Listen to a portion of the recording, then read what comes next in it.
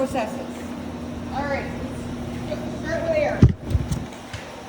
Now, generator taking air in from outside, but here we're taking it from this nice, clean, sanitized, humidified, cleaned air room. So we normally have that first clean from there, that's to take out any feathers, sticks, trees, leaves that happen to come through. Then it goes into a slight cyclone air cleaner. Okay, so that spins the dirt, the air, the heavier dirt particles will fall out. Then the air goes into this knockout drum. Okay? So in this drum, we're going to separate smaller particles of dirt. Get all the little tiny floaties out of there. From there, the air goes into the compressor. Oh, compressor. The compressor is only that top part right there. That's the only section that actually compresses the air. The air comes out really hot because when we take this much air, we squeeze it down, it gets hot. So it comes out of this expansion sleeve. Then the air goes into an after cooler, which is this. After cooler. This is a tube-in-tube after cooler. So the air is moving down into this separator. Oh, The cold water is moving up. So the air comes into the separator. In the separator, we knock out any other little tiny bits of dirt. We remove some moisture and any oil that may have gotten into our air from the compressor. So there's wet air in that too, right? There's wet air in there. The air then comes out of the separator, up and over, through another little filter into our air dryer. oh, air dryer. This dries the air, removes the moisture. And then it comes out of here, and it goes over to our receiver, where the air is stored. Receiver. Okay? That's the air path. Let's talk about the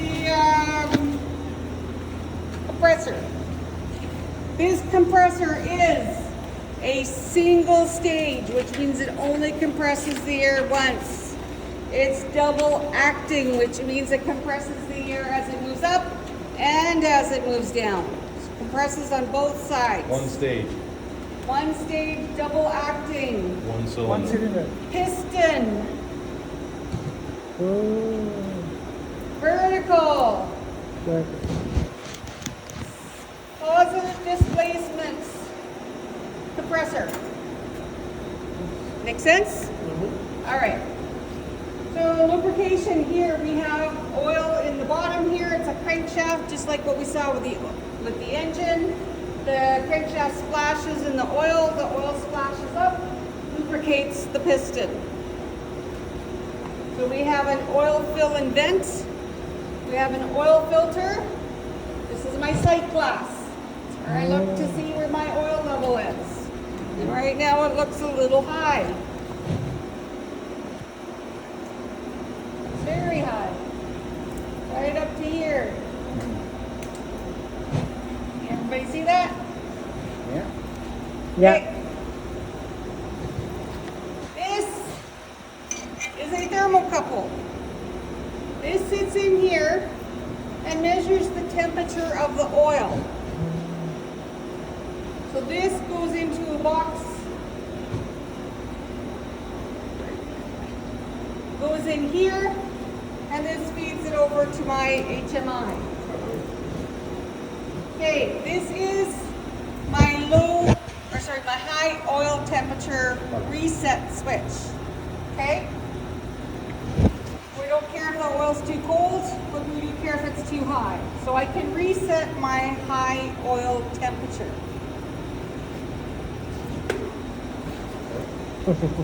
Is this a pump right here?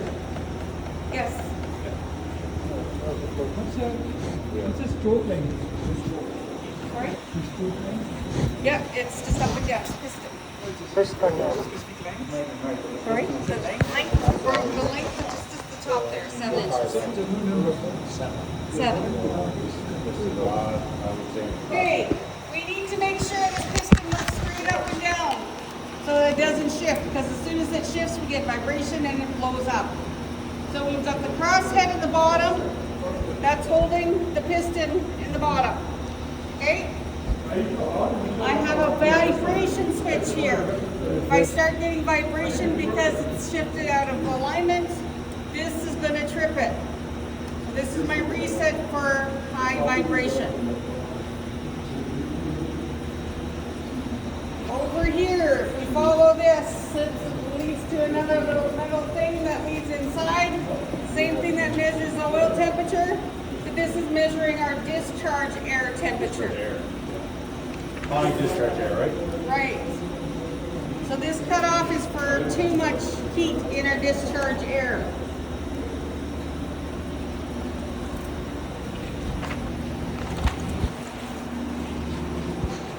Over here I have another reset switch, and if you look, it's hooked up to air pressure. This is my high discharge air pressure shut off reset.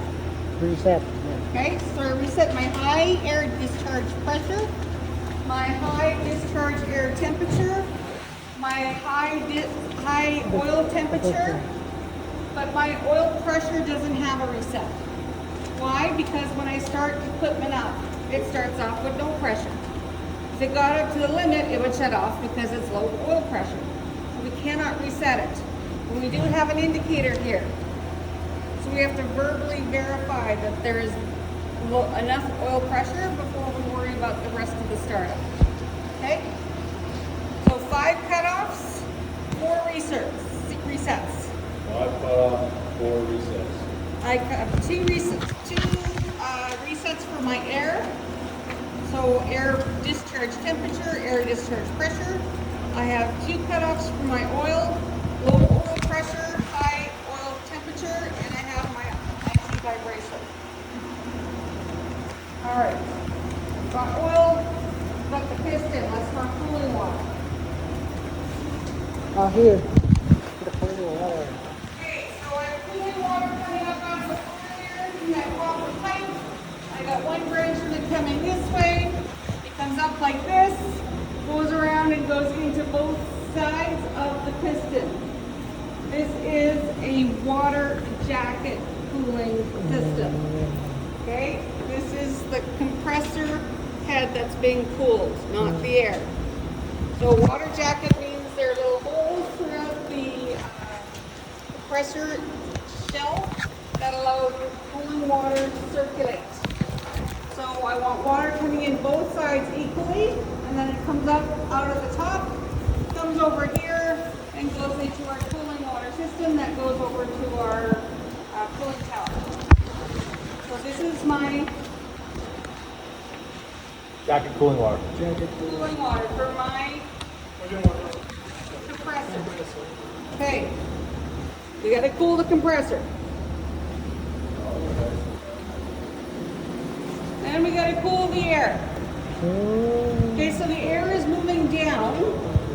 The water comes from branched off in that little corner there, comes over here, comes through these 2 flow meters, comes into each aftercooler, moves up as the air moves down. So I've got counterflow. Counterflow in my aftercooler provides better cooling. So the water's going to come out the top. On this side, it's going to come down through here, past the check valve, and into my cooling water tower. The other one comes out that copper pipe there, comes around this way, past this check valve, and again into my cooling tower.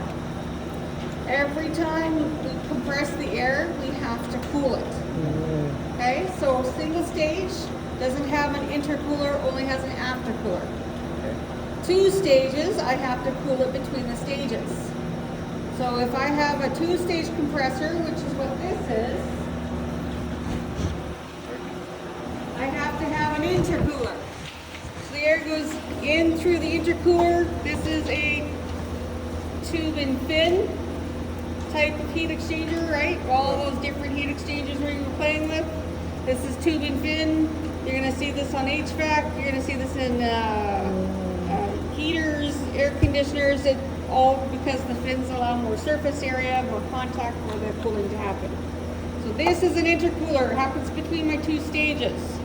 Then when I'm done, I have to cool it again. So after cooler. Make sense? And this is single stage? Single acting, I mean? Single acting. Single acting because it only does it one way. Right, but it cools it twice, presses it twice. All right, let's go back to the Ingersoll here. I have two modes of operating this thing. I have load unload and I have on off. Okay? Load unload means when I've selected this method, when I establish how much pressure is going to be in my receiver by setting this. I set this to 90.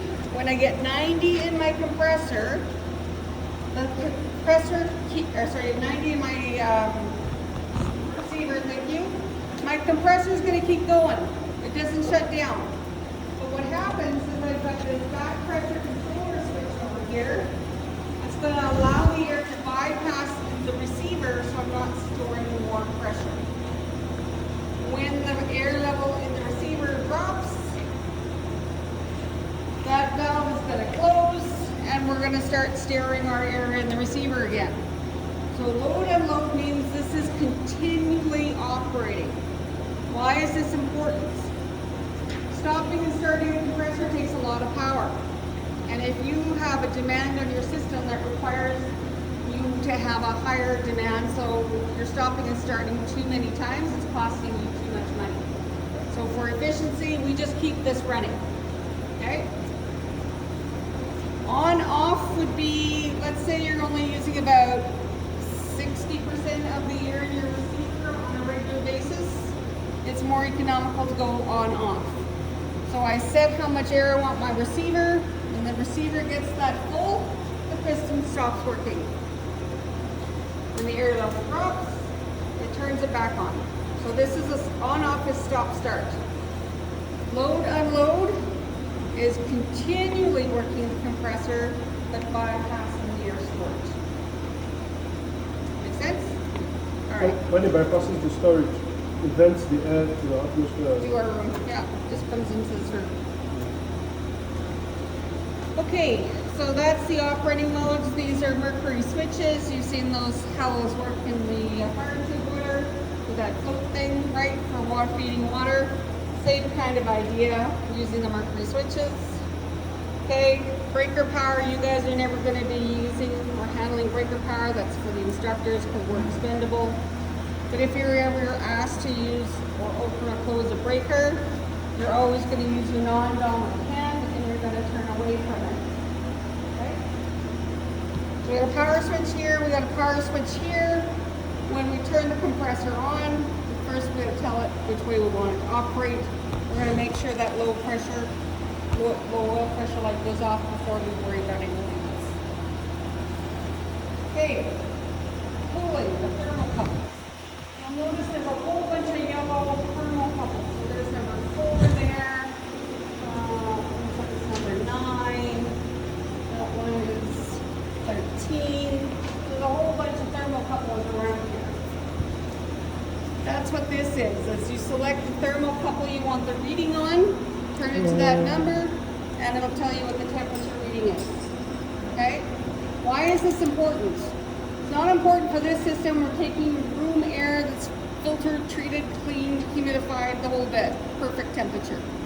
But if you're taking air from outside today, or minus 20, let's say, you're bringing that air in. If you're cooling your compressor, when you're bringing in really cold air, what's going to happen is you're going to get humidity on the inside of your compressor. So that water is going to corrode and cause all kinds of problems. We don't want that to happen. So we need to know what the incoming air temperature is and what the exit air temperature is, and you have to maintain a certain number. Okay? So in your system, depending on what the temperature is, maybe it's plus 25 or plus 30 out. So you want to start cooling that compressor before you bring the air in. So when you start your cooling water is always going to depend upon what the temperature is of the air you're bringing in. So for this system, it doesn't matter. We're bringing in nice air, but you get the habit of checking what your readings are and making sure that you're not generating any kind of humidity inside your compressor. All right, so we got power, cooling, Dryer. Okay. Most common use for compressed air in a plant is instrument air. Instrument air has to be extremely dry. Why? Freeze. Right. And then your valves are going to open and close, and then things blow up, and it's a bad thing. All right. So this dryer here uses a desiccant. So a desiccant is an adsorber, not an absorber. Absorber brings the wet in and stores it. An adsorber, the wetness sticks to the outside of the beads, and then you can drive it off. So if you think like silica stuff that comes with new shoes, or you know, maybe you got a hockey bag or something because your hockey bag really stinks, you would have silica. So it kind of looks like this. You can see there's a different kind of beads there. And as the air passes from the separator into the dryer, the moisture comes off the air, sticks to the beads, and then the air goes into the receiver and hangs out. How this is regenerated is we just heat it up. We heat it up, the moisture evaporates, resets the desiccant, and then you can keep using it over and over again. Right now, this dryer system is not working. This compressor is not hooked up to anything.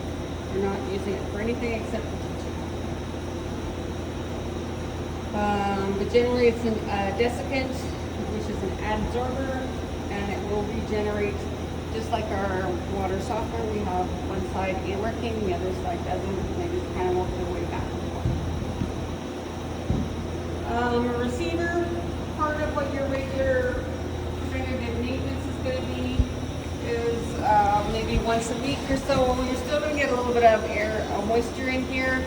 So just once a week, you're going to be opening in a drain and just pulling whatever out of the receiver that happens to be there.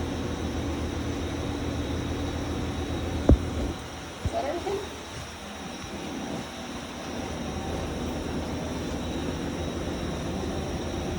I think I've covered it all. Great. All right. So keep going with your pictures. I got to run the battery up on the engine.